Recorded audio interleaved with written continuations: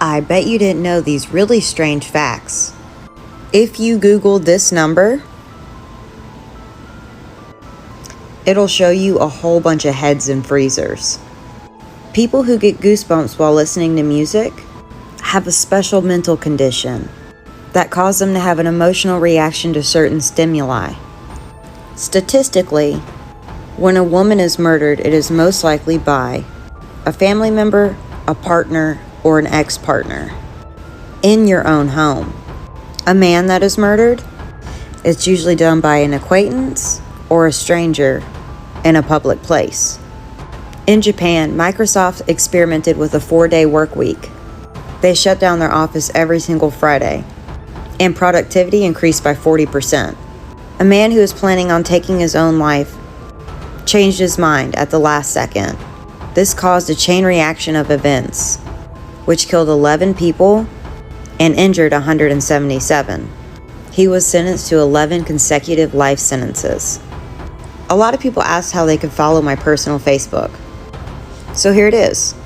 You can find the direct link in my bio on my TikTok.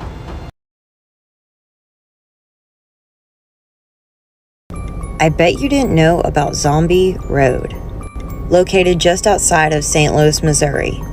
It was originally named Lawler Ford Road, and it was constructed in the late 1860s. Originally started out as just a gravel road, which eventually was paved, and it started to be referred to as Zombie Road in the 1950s. But why is it called Zombie Road? It has gained the reputation of being haunted. One of the stories is about Zombie Killer, a creepy guy who lived in a shack in the woods, who would wait for young lovers to come wandering into the woods before slaughtering them. Sounds like the plot of a lot of slasher films. But that's not all.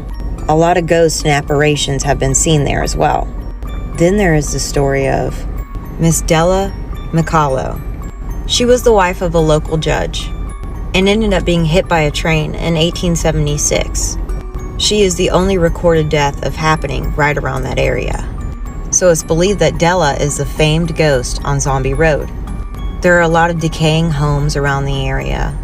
It's been completely abandoned, and during the daytime hours, it serves as a bike trail. There is also supposedly an apparition of a woman who stands on one of the porches and yells at people who trespass. But when they investigate, a woman is never actually found.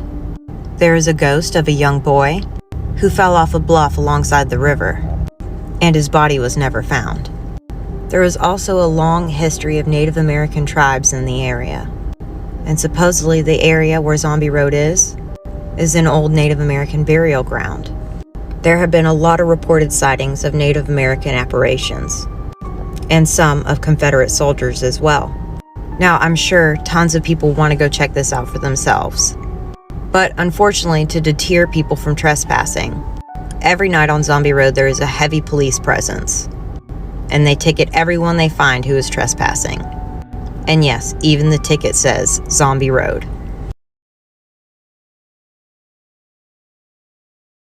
Chapter 2 of Baraska and the Horrors of Complacency is out now.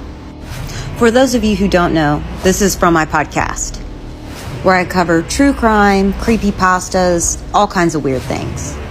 And recently, I've been doing the creepypasta, Baraska and the Horrors of Complacency.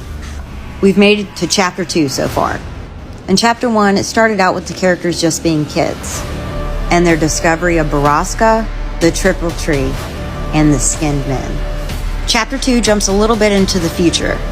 I thought the cliffhanger on Chapter 1 was pretty intense, but the one at the end of Chapter 2 has me really excited to go into Chapter 3. So go check out my podcast. It's Jamie13 Horror, and available on all podcast streaming services. If you've already listened to it, go ahead and drop a comment and let me know what you think. Just don't post any spoilers.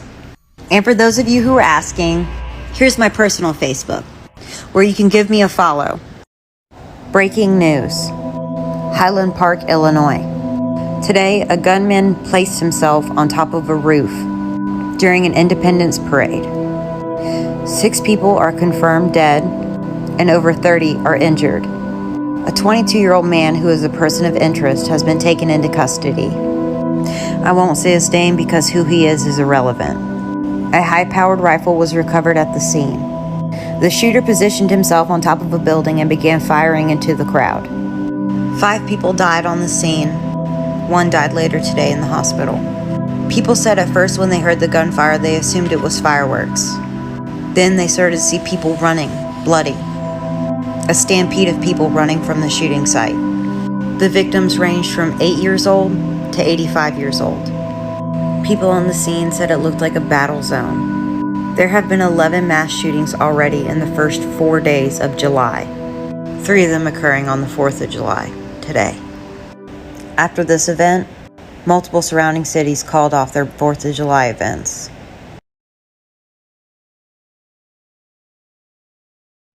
I bet you didn't know these really strange facts. The deepest gold mine in the world. It's in South Africa. It's 2.4 miles below the surface. Illegal miners will stay down there for months, and the lack of sun causes their skin to turn gray, earning them the nickname ghost miners. A 9,000-year-old skeleton was found inside Cave Cheddar in England and was nicknamed Cheddar Man. DNA results revealed that a recently retired history teacher who lived close by was actually a descendant. Treadmills were originally used as a form of punishment. They were used to harness human power on a giant wheel used to grind grains, hence the name treadmill.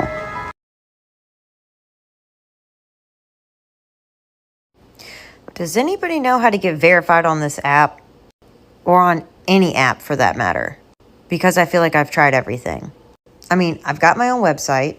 I have 1.7 million followers here on TikTok, almost 30,000 subscribers on YouTube, and almost 65,000 followers on Instagram. Yet I can't get verification anywhere. My branding is consistent. I've already had people try to impersonate my account multiple times. I also have my own podcast. So what is it that I'm missing? You can even Google Jamie 13 Horror, and the whole entire first page is just me. My brand is an official brand. My following on every platform is real. So what is it that I need to do? Because none of these platforms are verifying me. Any advice is appreciated.